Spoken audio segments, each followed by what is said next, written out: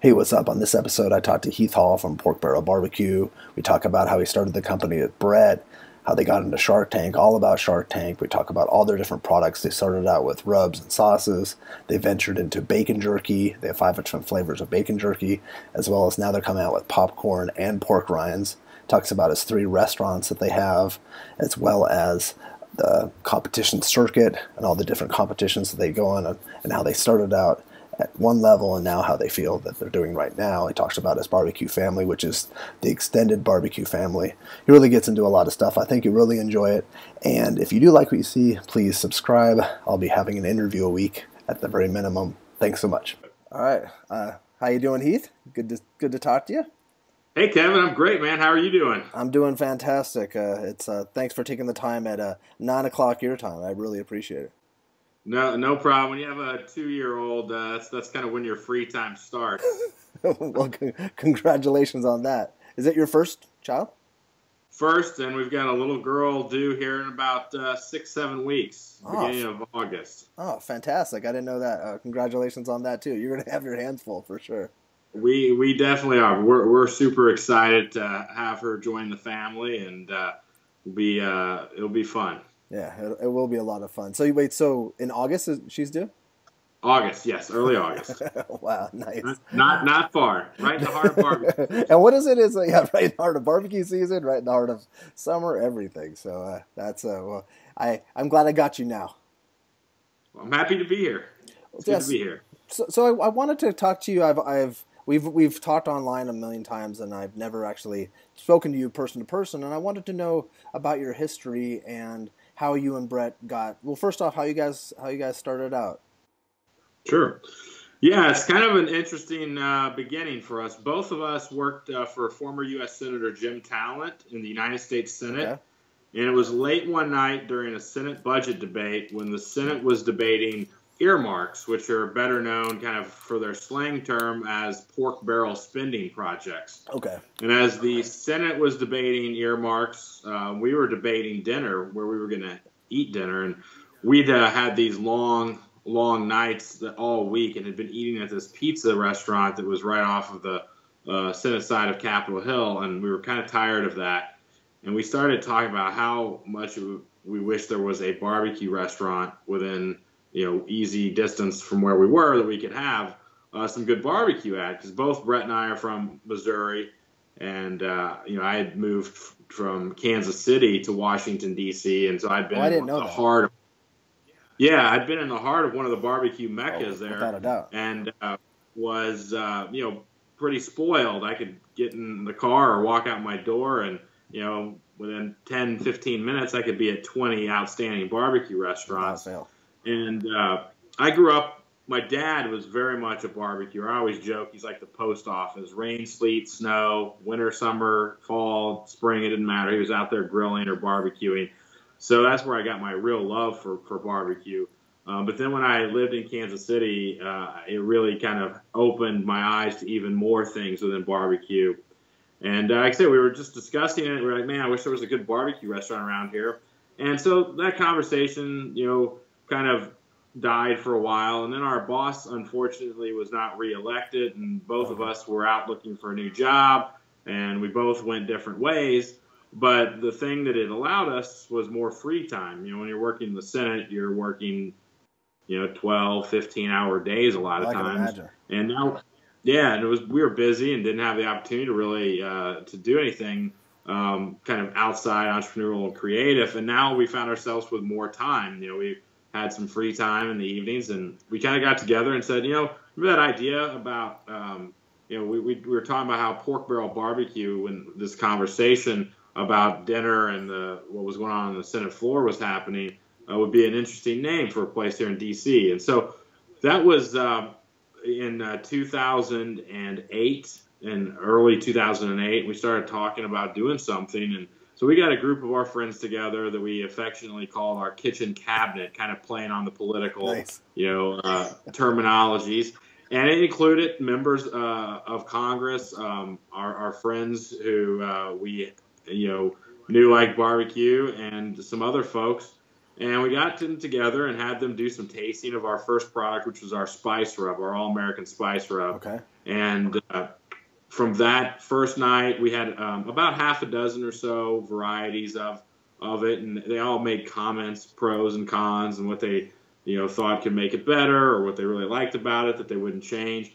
And then we got them back together again a week later and had taken all their input and made a kind of master rub out of that. And we got glowing responses from all of them, and that's what eventually became our first product. And then we started the whole journey of, okay, let's take an idea and actually turn it into a product that you can sell, and then let's create a business. And we thought, it wouldn't be that hard. Yeah, I know. And little did we know how hard it would actually be until we set foot on that path.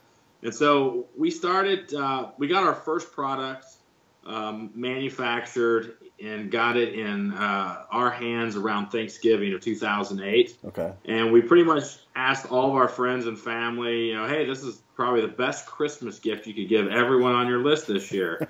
And we sold several $1,000s worth of rub. Man, that's to not our bad. friends. Not bad, for a few weeks. Like I say, we got it right after Thanksgiving, and so we probably had 2 or 3 weeks of sales in there, and got I think it was around $2,500, $3,000, and we thought this is easy. And so January came, and we're like, let's go now sell it to the world. And so we started knocking on grocery store doors. Yeah, that's a little harder. Started getting the I need another rub like I need a bullet in my head type of a thing. And we were persistent, and I thought at some points we were either going to get some kind of a police call saying, hey, there's been a complaint about you guys. You can no longer go within 1,000 yards of the store. You were stalking them for business. Yeah, exactly. And we just kept at it and kept at it. We really weren't getting anywhere. And so we kind of put our heads together and said, how do we do this? We don't have a lot of money for advertising and growth that way. But we had been really pretty successful in the political realm on campaigns. I've worked on political campaigns from county coroner all the way up to presidential elections. Oh, wow. And so we started using a lot of the same tactics we would on a political campaign.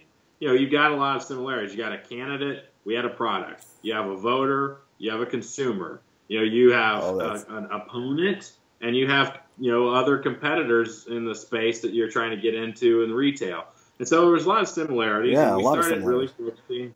Yeah, and we focused on social media. Twitter was fairly new, and we became quickly the most followed barbecue site on Twitter. Out followed places like Sweet Baby Ray's, Casey Masterpiece, Weber, Kraft, etc. And then one day in the spring of 2009, we got a phone. First we got an email, and then we got a phone call from the producers of Shark Tank, which was a brand new show, which we had never heard of it, and it was going to be launching that later that year. But they said, we're with Mark Burnett Productions. We obviously knew Mark Burnett because Survivor was hot at that time. Exactly. Probably the #1 show on TV. And we ended up putting in our video. They asked us to submit a audition video, and fill out an application. And we ended up getting accepted. And we went to Hollywood in July of 2009. And our show episode aired in September of 2009. And when we went to Hollywood, we were in about 3 stores. When we had our show air, we were in about probably right around 100 stores. Okay. And then we all of a sudden were on TV, and a lot of the people that were shutting their doors on us were opening them. And within a year, we were in over 1,000 locations, and then we started to build out our product offerings because we wanted to be more a brand than a product. For sure. And here we sit today, some 8 or so years, 8-9 years later, and we're in about 25,000 locations. Wow. We've gone from 1 spice rub and 1 sauce, which we aired on Shark Tank, to we have 4 sauces, 3 rubs, 5 flavors of bacon jerky. Yes. We're about to launch a line of popcorn and a line of pork rinds, and we've got a restaurant. We've got 3 restaurants. We got 1 barbecue, 1 sushi, and 1 hamburger joint. We compete all over the country on the professional barbecue circuit, and keep really busy. So it really is kind of, we like to say it is proof that the American dream exists. You know, if you have a good idea, some people that believe in you, and you work hard, you know, you can take a dream and turn it into something that you know is supporting of your family and other folks. You know, we have lots of people that work for us at the restaurant and things like that. So it's been a pretty cool ride. It's definitely the epitome of the American dream. I didn't really think of it until you said that, but it really is the epitome of the American dream. From just an inkling of an idea to now this. It is. This started in our garage in our basement. You know, it's a couple of guys that like to eat barbecue, and there really wasn't any good barbecue in Washington, D.C. And from that little seed, you know, here we are today, you know, available nationwide, available internationally. You know, the things that we've gotten to experience and been asked to do, you know, we represent big, you know, brands now, like Smithfield is one of our sponsors. Cheer Wine, which is a great soda out of North Carolina. They're celebrating 100 years. PK Grills, Traeger Grills, Firefly Spirits out of South Carolina. We've gotten to go and do things like that I never thought we would do. We've helped bring in the closing bell at the NASDAQ with the Shark Tank folks. Just some crazy stuff that, you know, if you went back 10 years ago and said, this is what will have happened to you 10 years from now, I would have laughed at you and said, yeah, right. You know, we've been on Good Morning America. We've been on The Today Show. We've been on, you know, I've competed on Food TV. We're on, you know, Fox and Friends a lot. It's just, it's been a crazy, crazy ride. And the best part about it is, you know, not only just creating something from scratch, but the folks that we've met along the way who have become our mentors and our friends. And, you know, the barbecue community, I think, is a unique community. Extremely unique. Yeah, it's a community. You know, we all understand that in some ways we're competitors, and how one does may impact how the other, but everyone is super supportive. You know, one of the biggest names in barbecue, and certainly when you're talking about barbecue sauce, the biggest name is Dave Raymond, yes. Better known as Sweet Baby Ray. And Dave has become a huge mentor of us. You know, here's a guy who took an idea and turned it into a company that he eventually sold, but today, you know, they sell hundreds of millions of dollars of barbecue sauce every year. And to have that guy in your corner as a cheerleader, as an educator, as a supporter, as a friend, as really a member of, you know, our extended family, it'd be like if you were a baseball player and Babe Ruth offered to teach you how to hit home run. Exactly. No, he's one of the nicest people around. He's awesome. And, you know, I mean, I could sit here for an hour naming people. I'm sure. Everyone from, you know, Danielle Domofsky, Diva Q, has been a huge supporter of ours. Chad Ward from Whiskey Bent Barbecue. Darren Worth from Iowa Smoky D's. You know, just all kinds of people. Mike Mills. I couldn't leave Mike Mills out. 17th Street Barbecue, who, you know, the legend. Pat Burke, who was his partner at Apple City Barbecue when they won all the Memphis and Mace. Tuffy Stone. You know, when we were opening our first restaurant, Tuffy is, you know, he's down in Richmond, about an hour and a half from us. And he invited us to, you know, come down and look at the restaurant if we had questions. We had an issue with our smoker and the city permitting it. And he's like, you know, we have a similar smoker. If someone from the city needs to come down and look at it and see how it works, happy to do that. You know, just folks like that are always out there, you know, doing some awesome stuff on their own and always have time to help, you know, the folks behind them who are coming up. Yeah, it's very unique in that sense, because I don't think that in any other industry people do that, and it seems like one large family to me.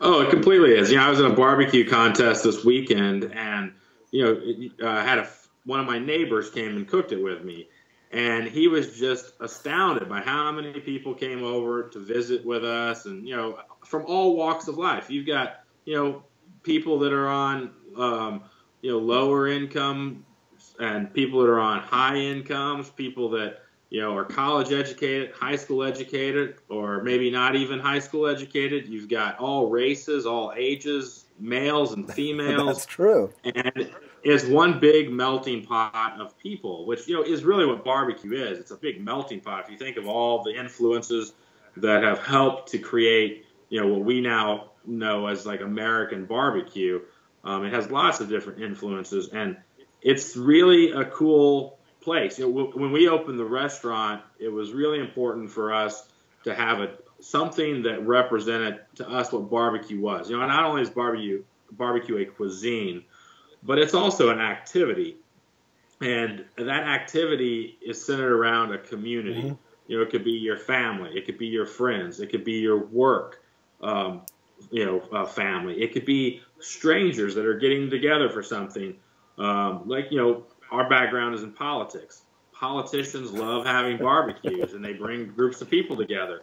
And so we wanted to create a space in our restaurant that kind of, mimic that, and we call it our community table. It's a large table. The goal of it is to have multiple people that are in different parties come in, elbow sit to down, elbow elbow to elbow, and start talking to each other. Maybe they find out their kids go to the same school, or maybe they find out they live a block away from each other.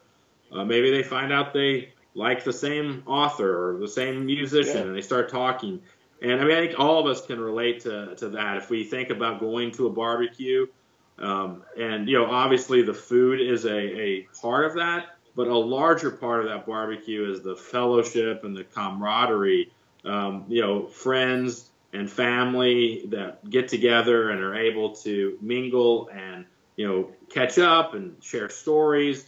And that, to me, is really what barbecue is about. It's bringing people together.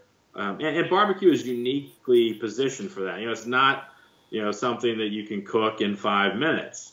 And so it gives you an opportunity to, relax and enjoy yourself while the food is cooking. And I think that for my neighbor who went with me this weekend, that was something that really struck him, was just how, friendly everybody was. People that, if it were not for barbecue, probably would never have met. Oh, without a doubt. Weren't in the same, social circles or work circles or geographic areas. And that's the cool thing. I can go to all 50 states and some foreign countries and know that if I ran into trouble, I know at least one person in each of those states that I could pick up the phone and say, hey, I'm 100 miles from you, but my car just my tire caught blew on fire. You come pick me up. Yeah. And, if you're on Facebook with a lot of these barbecue guys and gals that travel a lot, you see that where folks are, at a contest considerable distance from their house and they have car troubles or something comes up and they need some help, and they post something on, Facebook like, hey, I'm at I-84 and, I-96 intersection and my tire just blew out. And 100 people like, hey, you're only like 30 minutes from me, or you're 5 miles away, or hey, I got a friend who has an auto body shop in that area that can maybe help. I mean, it's just a cool thing. It's unique. That's fantastic. How long have you been competing? So our first contest was in 2009. It was the DC Barbecue Battle, which is in 2 weeks. So we're getting ready to head to that, and it will be, I believe it's our 8th year of cooking that event, if my math is right. Yeah, it sounds like if my math is right too. Yeah, so it's got a special place for us. It's in our home city here in DC. It was the very first contest we ever cooked. It was the very first contest we ever won a grand championship at. It's a huge event. It's a charity raiser for the Boys and Girls Club of Greater Washington. And it's 100 to 150,000 people on Pennsylvania. It's also probably the coolest venue for a barbecue event because you're literally on Pennsylvania Avenue between the Capitol and the White House. Oh, I didn't know that. Yeah, you don't get to fire up your smoker too often on. They call Pennsylvania Avenue America's Main Street, and you got the Capitol there in the background, and like I say, 150,000 people come over the weekend, and so it's a great opportunity for us to see a lot of people that we know, to see a lot of people that have eaten at our restaurant that come by. a lot of great teams come in from out of town. I know this year Big Mo Kason's Oh, coming. okay. Myron Mixon always cooks it. Tuffy always cooks it. People like Rod Gray and Melissa Oh, Cookston that's and Johnny Trigg have been up here to cook it. QOw. So it's a cool event. If you're ever looking like for a barbecue road trip, last year our buddy Robert uh-huh. Sierra from Yeah. Texas. If you don't know Robert Sierra, get to know him. He's one of the best people you'll ever meet, friendliest guys, and he came all the way up from Texas. So it's really a fun event, and like I said, it means a lot to us because our very first competition. I think back on that, how little we knew. I think somehow we managed to get fourth place in pork, Oh, fantastic.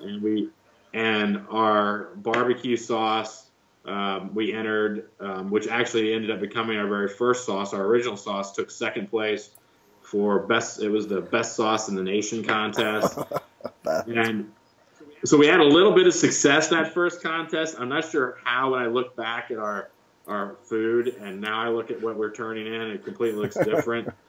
But then reality smacked us in the face, and our very next contest, we finished like 140th out of like 145 teams in chicken, and we're like, maybe we're not quite as good at this as we thought. So it's been a long journey from that 2009 contest to where we are today, but it's been fun. Both you and Brett do the contest? Brett doesn't do as many as I do. He has an older son now who's he's 8 years old, Okay. so he's kind of that age where he has a lot of activities, and we're doing a lot fewer contests than we used to. A couple of years ago, we were doing 15 to 20 contests a year. This year, we'll probably get somewhere around 8. I gotcha. It's family is super important for us, and Brett's doing what he needs to do with his son, and I try to do some contests. Just I enjoy it.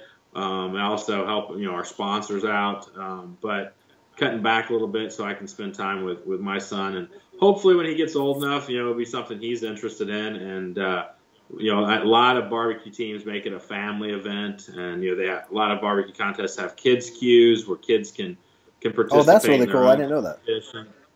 Yeah, it's cool. It's usually hamburgers or hot dogs or chicken breasts, something like that, or steaks.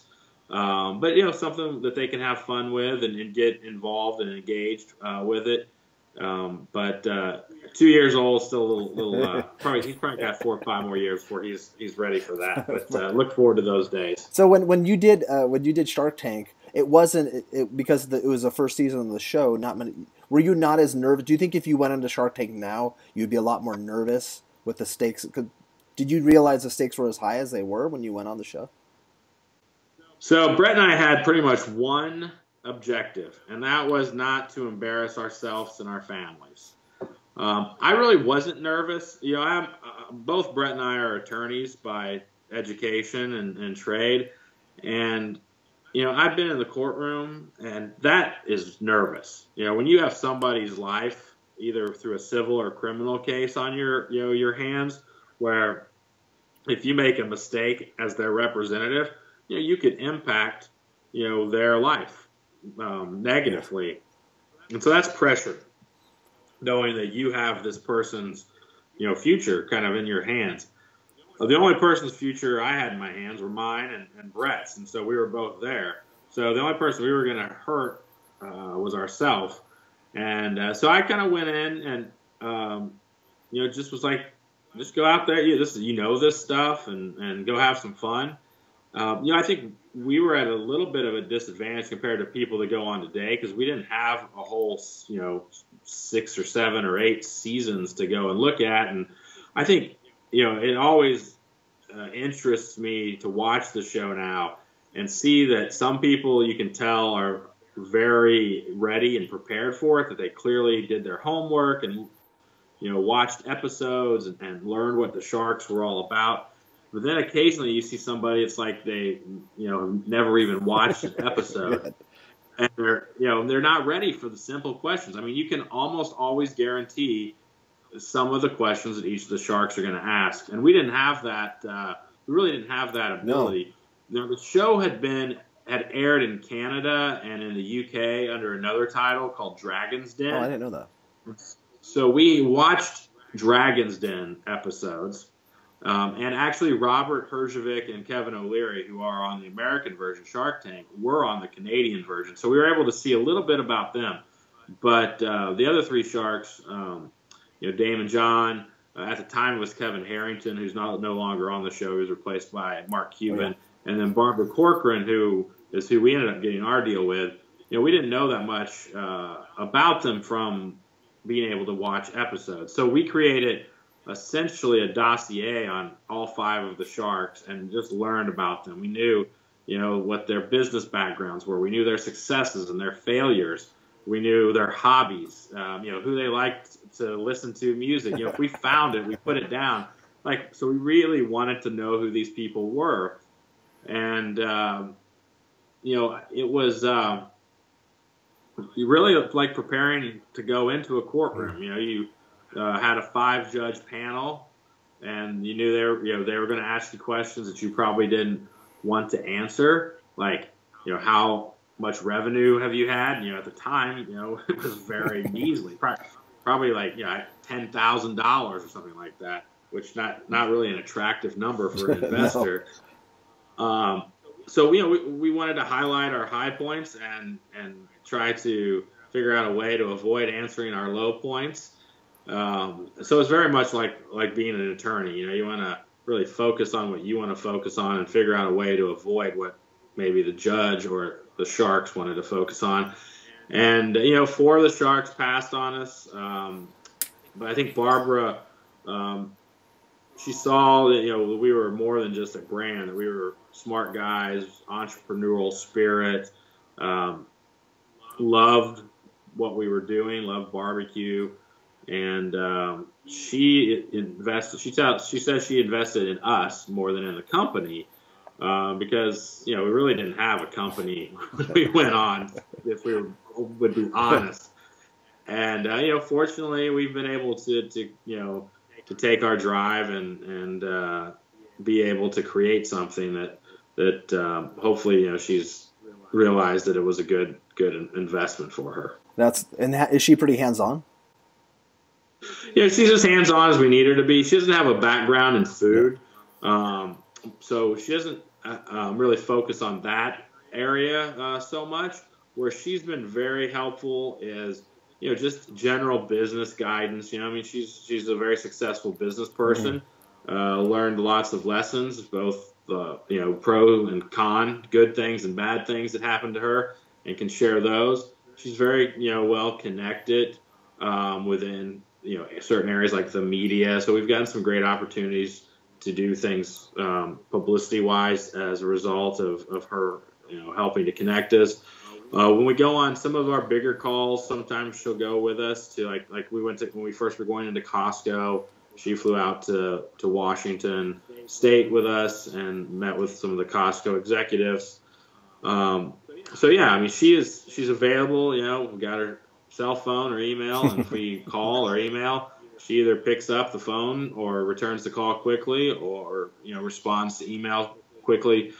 So yeah, very accessible. And the other thing too, some of the other sharks who we didn't get a deal with, Damon John, we've chatted with him multiple times. So it's kind of a family, and one of the big things too is just getting to know some of the other entrepreneurs. They may not be in your space, but every business has similar issues that they have to face, be it website design or transportation. How do I get products from point A to point B? Things like that. And so being able to share stories and contacts amongst the entrepreneurs has been very, very beneficial. That's fantastic. No, I think it's a perfect match, I think, for you guys with Barbara.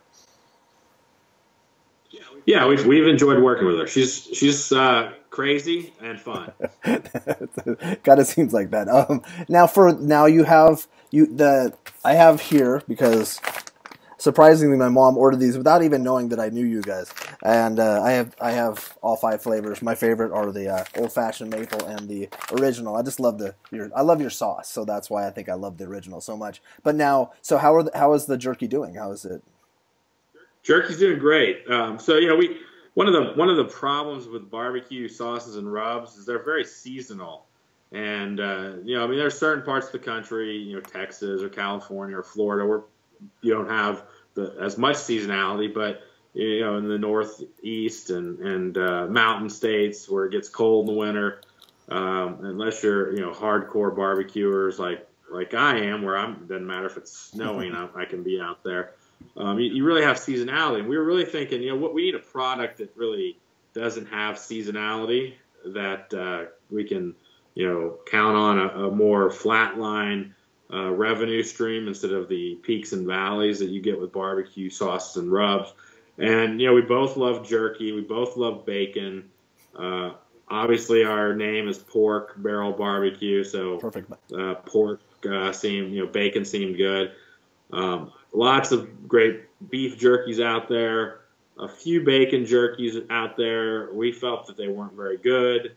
That they, really either didn't taste like bacon, or they were broken up pieces of bacon, or they were something that looked like bacon that maybe was chicken or something. No, I know exactly what you're saying. It wasn't anything that was really that good. So we thought, let's see if we can figure this out. And so we introduced it, and it was really a hit from the beginning. I think if people open up a bag, the strips look like it is bacon. Yeah. They look like bacon. So we're doing well. We've got it in places like 7-Eleven, Bed Bath & Beyond. Target has a couple hundred stores doing demos. We've had it in Walmart for a period, doing it about 300 stores, doing kind of a test. We'll be heading out to Bentonville, Arkansas later this month to see how the results are and if we're going to get into more stores. But it's growing, and we're trying to bring on additional stores every chance we can, and we're real happy with it, and it's been such a success that we're now, like I mentioned earlier, venturing into a couple other snack items. We're going to be doing some popcorns, flavors like white cheddar maple bacon, white cheddar jalapeno bacon. So we're excited about those, and then we're also going to be doing pork rinds, which I've always been a huge pork rind fan. And pork rinds are actually the fastest growing snack food category out there. I didn't know that. It's the #1 snack food in the Hispanic community, and it has become a huge, huge snack in the anti-carb diets that are out there, because there's 0 carbs in pork rinds. So we'll have several different varieties. We'll have a traditional pork rind, and then we'll also have what we're calling a popcorn cracklin. So the pork rind will be a little more light and fluffy, a little more airy, and the popcorn cracklin will be a little more crunchy. And we've got 4 flavors of each that we have ready to go. I don't know if we'll launch all 4 at the same time, but we're really excited about that. We tested them out in January at the Winter Fancy Food Show in San Francisco, which is where thousands of buyers from all the major retailers come, and it was a huge, huge hit. So we're really excited to launch those products. And then we also just are about to launch a steak rub as well. We launched earlier this year a citrus and herb rub, and we'll be launching our steak rub here pretty soon. So we're growing. We got some. It's a lot of work launching one product at a time, but to launch a couple new lines and then some add-on products to our rub line, it has been not what I would advise people to do. But it sounds like what you guys do is to put your head down and can move forward, just keep pushing forward. We try. And so lastly, to kind of wrap it up with your restaurant, so Pork Barrel BBQ, and it's in Delray, is that where it is? It's in Alexandria, Virginia, and it's the neighborhood is Delray. If you're familiar with Alexandria, it kind of sits between the Pentagon and Old Town Alexandria. We're not too far from Reagan National Airport if you've ever flown into D.C. Mm-hmm. And then when did that open? That opened in 2000. So we just celebrated our fifth Fifth year. year in November. So we're about 5.5 years into that now. And then we opened up the burger joint. That's called Holy Cow, Del Rey? Holy Cow. Okay. We opened that up about 1.5 years after the barbecue joint, and then about 1 year after that, we opened up a very creatively named sushi restaurant called The Sushi Bar. Super creative. Yeah, but no, it's been awesome. The barbecue restaurant is doing great. The burger joint's been a lot of fun. We've won a lot of awards with our burgers. We have what we call the Burger of the Moment. Usually changes every week or so, every week to 10 days, and it's a creative burger that maybe is seasonally themed off of something that's going on, or take some kind of a cuisine. Like one of the things I've always loved is like Frito pie. Mm-hmm. Oh yeah. And so we've done like a take on the Frito pie in a hamburger, but our staff comes up with these frequently, and it's just been a lot of fun. We get a lot of creative burgers going, and it's one of the cool things about the burger joint too is we donate 25 cents off of every burger that we sell to a charity that you get to select. When you come in, we have a list of over 100 local charities in the Alexandria and DC area, and so you can come in, and if you want to support a food shelter or that's just fantastic sports team or a school marching band or whatever we happen to have in our list now, you can do that. And so it's been a cool opportunity for us to be, again, going back to what we really think barbecue is about, is community, and we try to be a real active and supportive presence in the Del Rey neighborhood and the community. How far away are those restaurants from where you live? So for me, I'm about 20. Well, you know how DC is. It could be 25 minutes one day, or it could be 25 hours the next Yeah, day. that's true. It's about a half an hour for me. Brett actually lives in Del Rey, so he's about 5 minutes from the restaurants. And then we partnered with a couple guys who neither Brett and I had any restaurant experience, so we partnered with a guy named Mike Anderson and a guy named Bill Blackburn, who are veteran restaurateurs who know the ins and outs, and it's been a great partnership, with their knowledge of the restaurant space, our knowledge of barbecue, and marketing and such. It's been a lot of fun, and it's been a big success. Most restaurants don't make it to 5 years. That's been a huge accomplishment for us. And we also like to think that we were kind of the spearhead of kind of a barbecue renaissance here in DC. When we first started, there were very few barbecue restaurants in DC, and of those that existed, they weren't all that great. There was a couple. Rockland's has been in DC for many years, and John, the owner of that, he does a good job. But beyond that, there wasn't a lot to offer.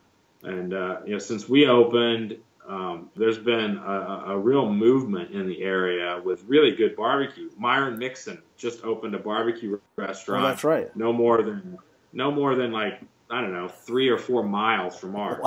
Wow. So I guess I'll just have to beat him at that. Like I'm going to beat him at the DC barbecue battle. No, it's awesome to have Myron here. I think that speaks a lot to what. Oh, without a doubt. Like I said, I think we were at the very forefront of this. Joe Davidson, Oklahoma Joe, he just opened up a restaurant here. Hill Country, a very successful restaurant in New York City, opened up a restaurant here. I'm pretty excited that we've been able to create a culture in DC where people like those, like the Myron Mixons of the world or the Joe Davidsons, have said, DC is a good market for us to bring a barbecue restaurant into. There's an interest. People are, really getting behind it and able to support it and getting a better understanding. Just the level of barbecue understanding and knowledge that I see now 5.5 years after we opened is totally different. When we first opened, it wasn't uncommon to get someone to bring a piece of brisket back and claim it wasn't cooked because there was red around the outside. And, as much as I wanted to convince them that I was such a good cook that I could cook the inside of the meat and leave the outside raw, I didn't use that.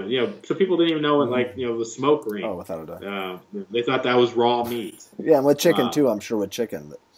Chicken, and people didn't like that we weren't cooking fall off the bone ribs. Hey, this is not how Applebee's or Chili's does it. I was like, well, that's how they do it, and this is how we do it. And people, I think, have really grown and learned more. Like if you open up a barbecue restaurant in Kansas City or Memphis or North Carolina or Texas, you come with a populace that's already educated. It's already built in. Yeah, and they know. The other thing, like, in Texas, it's a badge of honor, right? If you see a sign that says "sold out for the day, come back tomorrow," And when we first opened and we were selling out, people would go on to Yelp and leave these reviews like, "This place will never succeed because it's 6 o'clock at 7 o'clock or whatever time at night. They no longer have brisket or they no longer have ribs." And I didn't quite get that logic. If we were selling out and how we weren't going to succeed, but it's just a different mindset. DC is a good, really outstanding restaurant town, but many of those outstanding restaurants are 4- and 5-star restaurants. Michelin star rated restaurants with James Beard winning chefs. Like Jose Andres or someone of that caliber, which you can't walk a couple blocks in DC without a really awesome white tablecloth restaurant. But it was less common to find, a barbecue style restaurant, and people were more accustomed to they ordered, and whatever they ordered came to their table in 10 or 15 or 20 minutes, and teaching people that we're out of brisket. No, I can't go back and cook you one unless you want to sit here all night, and sometime tomorrow, late morning, early afternoon, I can feed this to you. But I think people get it now, and like I said, I think that the proof of that is Myron Mixon. He's a smart businessman. He wouldn't come here if he didn't think that it was a market where he could prosper in. And so I think it's exciting for us. We're not Kansas City or Memphis or Austin yet, but it's growing. We're moving in the right direction. That's great to hear. And you guys, it's a testament to what you guys did and how you kind of paved the way for what's here now. So that's fantastic. Yeah, it's been fun to see that renaissance here, and hopefully it continues. I think it only can. If Ollie Gates is listening to this, please come and open a Gates barbecue. What's funny is quickly, Gates was my first taste of real barbecue because I had a friend who lived in Kansas City, and he shipped me an igloo cooler full of Gates, and we opened it up. It had dried ice, and it was phenomenal. White bread. We didn't know what we were getting, but it was a bunch of friends one night, and I just told them, I got barbecue in the mail. We need to check this out. And that changed, and then I went to North Carolina and then Texas. But it was, Gates. They should open up a Gates in D.C. Gates it's what, when I think as a child, I think of going to Kansas City to see a Kansas City Royals game and getting Gates barbecue either before the game, if it was a night game, or after the game, if it was a day game. And the thing I always remember is when you eat Gates sauce, every once in a while you get this burst of celery flavor in your mouth because they use whole celery seeds in their sauce. And celery seed bursting in your mouth is a very distinctive flavor. And to this day, if I eat anything that has a celery seed in it and it bursts in my mouth when I'm chewing it, the first thing that comes to my mind is, walking into one of the Gates, hearing someone shout, "Hi, may I help you?" It's a great, warm and fuzzy memory to me. There's lots of great barbecue in Kansas City. Probably some that has surpassed Gates as far as popularity, like Oklahoma Joe's, Q39, those types of places, Jack Stack. But always for me, that my two real memories of early on barbecue were my dad, out there grilling or barbecuing, and then my first kind of more restaurant commercial barbecue, thoughts were this place in Sedalia, Missouri. It's unfortunately no longer there, called Dicky Doo Barbecue, which had the best baked beans that you'll ever have, and unfortunately you can never have them anymore because they're not there. And Gates, and so that's kind of where my foundation and love of barbecue started, was through my dad and through Gates Barbecue and Dicky Doo's baked beans. Well, on that note, that's a nice full circle that you just did. I appreciate that so much. Thank you so much for your time. I really do appreciate it. And if I have some questions, I'll shoot you an email with some clarification if there's any things that I want to, because I'll post in the notes. I'll put a bunch of links for everything you've talked about. Yeah, sounds good. Well, I appreciate it. If folks are in DC, come check us out at the restaurant, or if you see us on the competition circuit, stop by and say hey. Excellent. Thank you so much, Heath. Have a great evening. Rest of your evening. You bet. All right, take care. Good night. Thank you. Bye-bye.